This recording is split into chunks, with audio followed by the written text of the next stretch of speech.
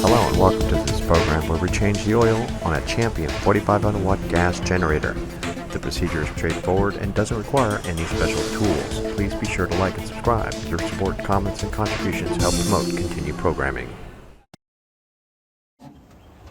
In the meanwhile, you've got to muscle it out, which isn't more of a muscle, it's more of a procedural thing. You got to understand that there are rubber feet that will snag on stuff, and it's not terrible, but they will snag on stuff. Okay, so the oil port's on the other side. We'll just focus our attention on that. I'm gonna put it more. So I got it here just enough on the edge. I've got a piece of board here to take up the little on level posture it had a second ago. Now I'm gonna pull this open. It pops right out. It's just I wrap that around there. So apparently you just kind of point this down and it drips out. Here's the oil that I had before. 10 weight 30. We marked it there before pouring it in, so I'm going to fill this back up with the clean oil and put that amount back in, of course watching the actual level on that thing. And see if it just pours right out. I'm going to pop this here, little chain, and see if it just kind of comes out. And it does.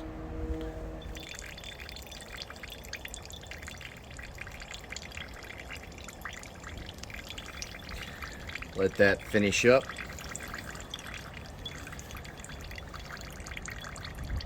This is the first time it's being changed. Probably has about an hour total time on it. Very minimal oil amount that we're talking about here. The wind's starting to blow it a little. One thing I've noticed that in this particular design, Champion gives you this hose kind of flip out thing. Some of the other models and manufacturers have a thing there and it just drips all inside and down right underneath. So this particular feature, having a hose that allows you to just drip it off to the side here like this, it's quite reasonable. Why didn't they do this with the other machines? It is lower over here than the actual refill reservoir cap right here. I'm going to open that up. Maybe there's a airflow thing that can occur. A little windy today, so watch your drip area. The oil is pretty dirty, so that's good. The add oil reservoir is up here. That's the port for that, and down here below it is the bottom of the engine, let's say. I guess I can put oil in there now to rinse it out, like if you want to flush it, but I don't think that there's a whole lot going on here with the oil being that bad, but it's very minimal oil, so I'm gonna just drain it as best I can and just refill it and just give it another oil chain later. Now I probably would try and do this differently, have some sort of a way to hold this down next time so I don't have to sit there and hold it the whole time. It doesn't turn, so you gotta pretty much hold it this whole time.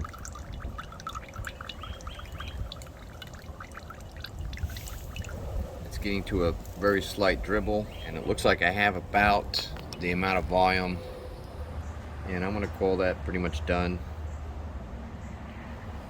Put the cap back on.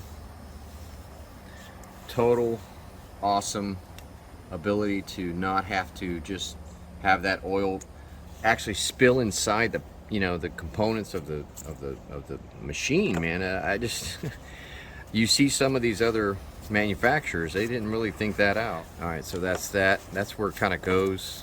Caps on. Haven't had any leak issues. Oh, you can't really see. This is just after draining. It kind of can wedge right there. There's no real other way to hold it up. This is just kind of there.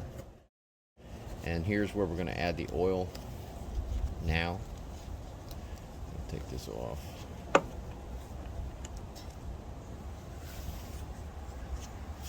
They say basically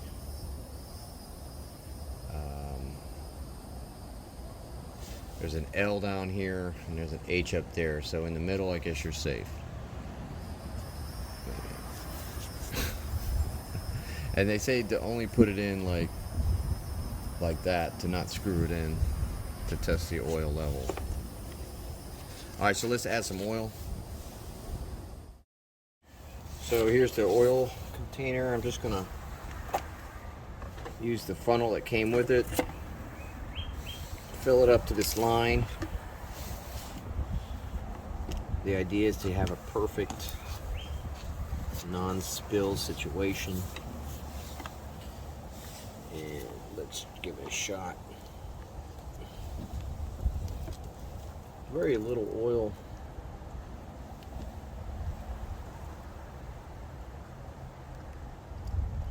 Again, I'm using the line that it was at before as a measurement tool.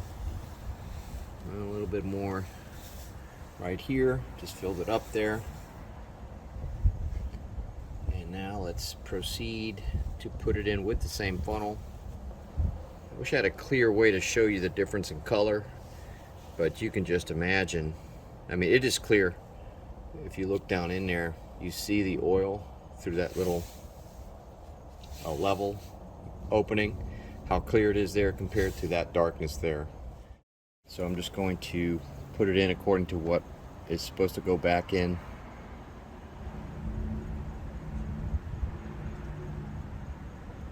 You see how clear the oil is?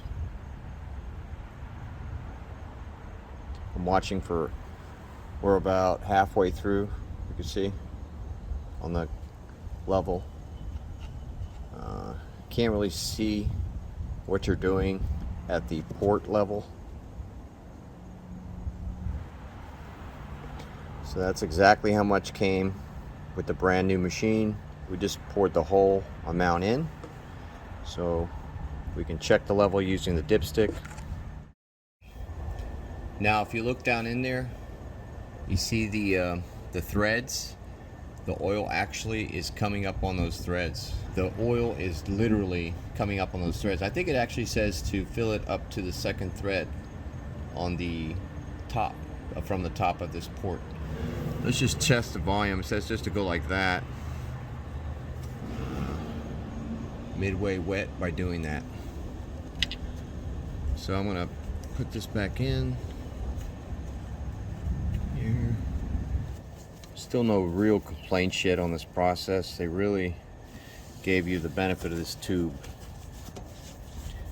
Clean it up a little. Inspect anything else too for damage or heat or any kind of other weird things going on in your port. Alright, so I'm going to call that done. Let's get the cover back on. This definitely is a toolless job. Just need the funnel. And so yeah, this part of the process of all this generator maintenance for me is going to be improved. Not really inconvenience with it just yet, but they've got a, well, it's like a $200 tray that you can buy.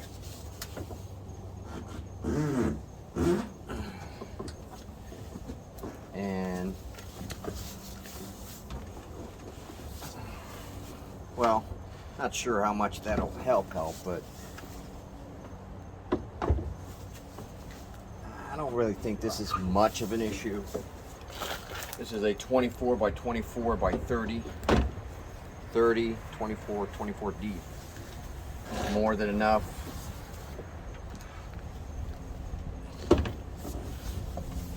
What's weird is that it's got these 4 little rubber feet down there you forget about, and they start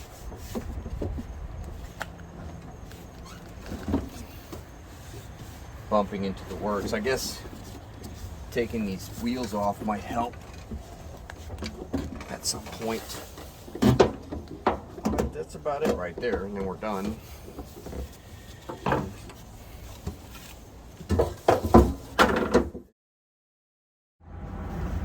Alright, so there's your oil change. You got Here's what it takes to when you drain it. This is just a smaller, I think the 1 quart. Yeah, this is probably the 1 quart or 1 liter glass bowl. And you can see the black color that the oil is. This is only about within an hour's worth of use. So the things I used were to, of course, here's just some 5 weight 30. And we've got 10 weight 30 that we needed here.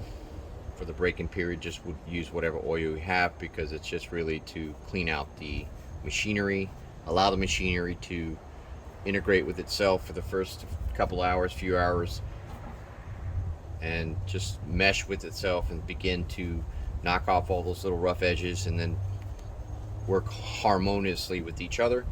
And once it starts doing that, you're cleaning it out through this oil process, changing process. So I'll probably do this a couple more times with the 5 weight 30 and eventually then commit to the 10 weight 30 after that. Here's the funnel that it came with, totally handy. I've used this funnel for other things as well. It fits into a little tool bag. Just clean it up when you're done. Have some of these shop cloths around, oil supply. No other tools are needed. You didn't even need a screwdriver on the other side. We just unscrewed it, opened up the access port, and there it was. The draining process was assisted with the tube, and that's totally a design component that you get with the Champion. I understand other generators don't have that, and it's a big mess because of that. All inside the unit. It's just pretty crazy what other generators have had. My primary purpose for getting this particular generator was because of the remote start. I didn't necessarily need this size, but this is when the remote start capability or feature was available at this size generator, the 100-pound size. The lower sizes, maybe a 32 or 2800 or to 25s, they may have had electronic start, but they didn't have the remote start, and the remote start works really good. All right, just as a bonus feature here, I'm going to start this up using the remote.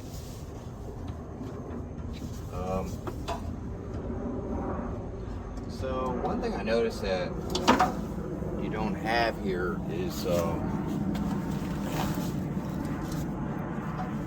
would help if we had like a little backlit, this just backlit of the panel. Right now I'm just trying to eyeball or feel around to plug that little 120 in. Now this, in case you're wondering what this is just basically tapping into the little battery, and I'm got it hooked up to my solar batteries so it doesn't die out. Because in order to get the auto start to start, you got to flip the start button back there, or just activate the electronics. And if you do leave that on, it will drain the battery and then you can't start it. So I want to eventually take it apart and put a toggle switch to turn that on and off from inside. But right now I've been able to leave it on continuously. Here's the remote, and you just pretty much hit it and it'll start. Here we go.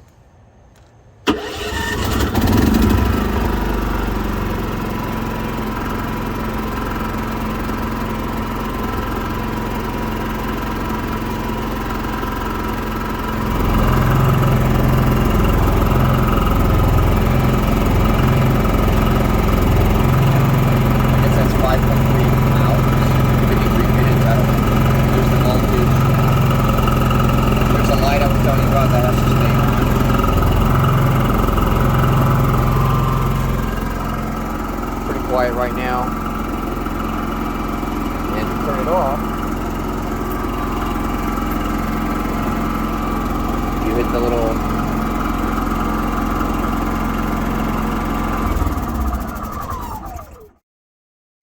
funny thing is, I've had this in my pocket or just held onto to my hand and accidentally put pressure on that while it was activated.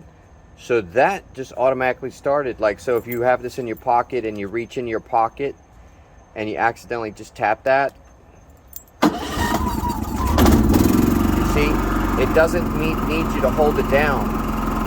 Tapping it is enough to activate the starting sequence. I would probably make this a 2-stage button because this is very dangerous.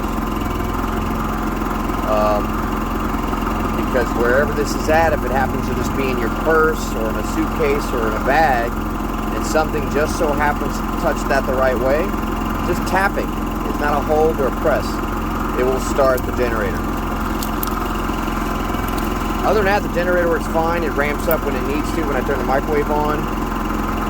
And I'm just going to turn it off now. Close the door. One thing about this buyer's thing, God, what a piece of crap lock they decided to put on here. I just don't understand what they were thinking when they put this file cabinet style lock up here. I don't know if you can see. It's just this rinky-dink lock, and you can barely get this little key in there, and it's like the key is like an 1.5 inches big, and it's just like you have to monkey with this thing, and you have to push it in there. Look at this. I can't even hold the key. It's just this little small key. This box is not cheap. You gotta shove it in there, and it just feels like it's about to break. Very rinky-dink lock, buyers. For the amount of money you spend for this box, you could have done a better job there. Look at this key. It's just rinky-dink. All right, so just moments later, I'm going to start it with the enclosure closed.